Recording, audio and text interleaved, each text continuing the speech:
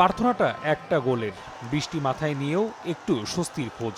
যতক্ষণে পূরণ হয়েছে সেই চাওয়া, ততক্ষণে আসর থেকে বিদায় ঘণ্টা বেজে গেছে। বাকি কাজটা রেফারির বাঁশির। অশ্রুসিক্ত চোখ আর হতাশায় অপেক্ষা বাড়ল আরও 4টি বছরের। দেশের আকাশে বেরসিক বৃষ্টি বাধা, কখনো কমে আবার কখনো বাড়ে, ঠিক যেন নরওয়ের বিপক্ষে ব্রাজিলের ভাগ্যের মতো। শুরুতে পেনাল্টি মিস, ম্যাচটা কি এখানেই হারল? উত্তরটা আরও কঠিন করলেন এনরিক। সহজ সুযোগটা বানালেন আক্ষেপ। 67 মিনিটে সিলেসাও ভক্তদের মনের আশার আলো জ্বালিয়ে মাঠে নামেন নেইমার। তবে নেইমি জ্বলে ওঠার আগেই ব্রাজিল সমর্থকদের মনে বজ্রপাত আর্লিং হাল্যান্ডের। 11 মিনিটের ব্যবধানে 2 গোল। প্রথম যেটা টাইব্রেকারের চান্স পেয়েছিল ওটা মিস করেছে, ওখান থেকে হয়তো ব্রাজিলের ব্যর্থতা শুরু হয়েছে।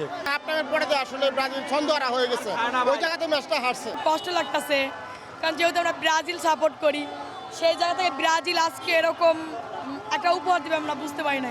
সম্ভাবনা যে সেখানেই শেষ, সেটা আর বুঝতে বাকি কই। শেষ দিকে নেইমারের পেনাল্টি কেবলই সান্ত্বনা, তাতে তো আর মন গলার সুযোগ নেই। অশ্রুসিক্ত চোখেই বিদায় জানালেন নেইমারকে। হার তো সবার জন্য একটু কষ্টদায়ক, তারপরও আমি হ্যাপি যে নেইমারের গোল দেখছি, এটাই আমার চাওয়া। প্রত্যেকবারই আশা থাকবে বিশ্বকাপ জয়ের, কিন্তু এই প্রত্যেকবারই হচ্ছে আমাদের মিস হচ্ছে কোনো না কোনো কারণে।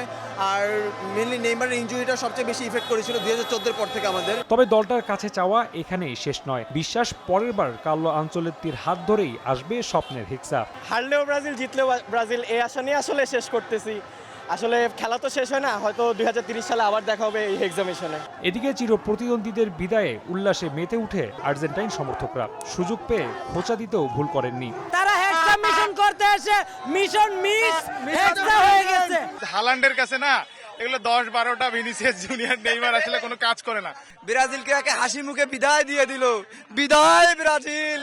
আরও একবার ব্যর্থতার গল্প। হতাশ দেশের সমর্থকরা, তবে আশা এবার না হলেও হবে 30-এ।